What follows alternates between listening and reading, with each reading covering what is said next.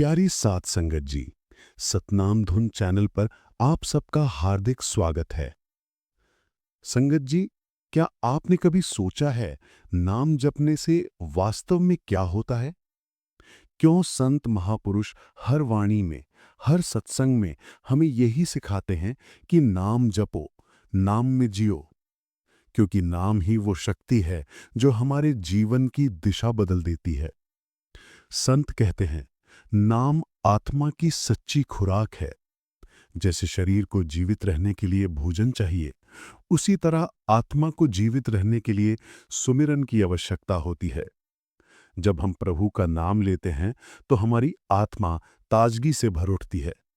मन का बोझ हल्का होने लगता है। हमारे विचारों का तूफान धीरे धीरे शांत होने लगता है। जब मन बिखर जाता है तो जीवन में शांति नहीं रहती। हम छोटी छोटी बातों में उलझ जाते हैं, तनाव बढ़ता है और मन में भय, क्रोध जैसी भावनाएं घर कर लेती हैं। लेकिन जब हम नाम का जाप करते हैं तो ये सब धीरे धीरे मिटने लगता है। मन की लहरें थम जाती हैं और भीतर एक गहरी शांति उतरने लगती है।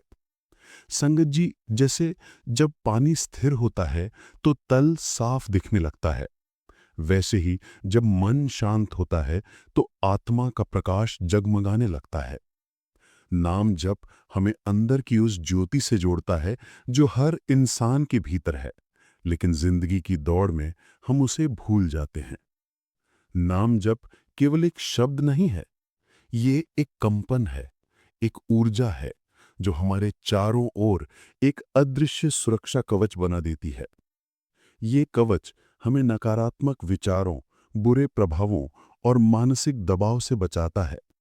जब हम सच्चे भाव से प्रभु का नाम स्मरण करते हैं तो हमारी आत्मा एक उच्च तरंग पर कंपन करने लगती है और उस तरंग तक नकारात्मकता कभी पहुंच ही नहीं पाती। अब मैं आपको एक सच्ची और प्रेरक घटना सुनाता हूं। कुछ साल पहले एक सेवादार जी सेवा के लिए अपने स्कूटर पर जा रहे थे। रास्ता लंबा था, ट्रैफिक भारी था, लेकिन उनके मन में एक ही भाव चल रहा था, सतनाम सतनाम। वे लगातार नाम का जाप करते हुए आगे बढ़ रहे थे। जैसे ही वे एक मोड़ पर पहुंचे, सामने से एक ट्रक तेजी से आया। ट्रक का संतुलन बिगड़ गया और पल भर में वो उनकी ओर झपटा। सेवादार जी बताते हैं कि उस क्षण सब कुछ जैसे थम गया। मैंने बस एक ही बात की, नाम जपना बंद नहीं किया। क्षण भर में ट्रक उनके बिल्कुल पास से निकल गया। स्कूटर कुछ इंच की दूरी से बच गया। बाद में उन्होंने महसूस किया जैसे किसी अदृश्य हाथ ने मुझे एक और खींच लिया हो। वो कोई साधारण संयोग नहीं था, वो नाम जप का सुरक्षा कवच था, सतगुरु की कृपा का सजीव प्रमाण। संत कहते हैं, जब भक्त सुमिरन में लीन होता है तो नाम की शक्ति उसके चारों ओर दिव्य रक्षा घेरा बना देती है। नाम जप केवल बचाता ही नहीं, ये हमें भीतर से बदल देता है। ये हमारी सोच, दृष्टिकोण और व्यवहार को शुद्ध करता है। विचार पवित्र होते हैं, वाणी मधुर होती है और चेहरा भी एक अलौकिक तेज से भर उठता है। अब एक और कथा सुनिए। एक गांव की साधारण महिला जिसने नाम जप के सहारे जीवन की सबसे कठिन परिस्थितियों को पार किया। शादी के बाद उसने अपने परिवार की सेवा में कोई कमी नहीं रखी, लेकिन जीवन ने कई बार उसे परखा। 4 बेटियां होने पर समाज की बातें सुननी पड़ी। पति पर जिम्मेदारियों का बोझ था। घर की हालत कमजोर और हालात कठिन। पर उसने कभी शिकायत नहीं की। बस हर सुबह और हर रात सतगुरु का नाम जपती रही। धीरे धीरे समय ने करवट ली। बेटियां पढ़ने लगी, आगे बढ़ी और सबकी शादी अच्छे घरों में हो गई। जो लोग पहले उस पर हंसते थे, वे बाद में उसकी दृढ़ता और श्रद्धा की मिसाल देने लगे।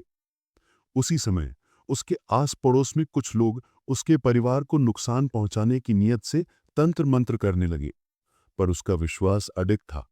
वो बोली, मुझे डर नहीं, सतनाम मेरे साथ है।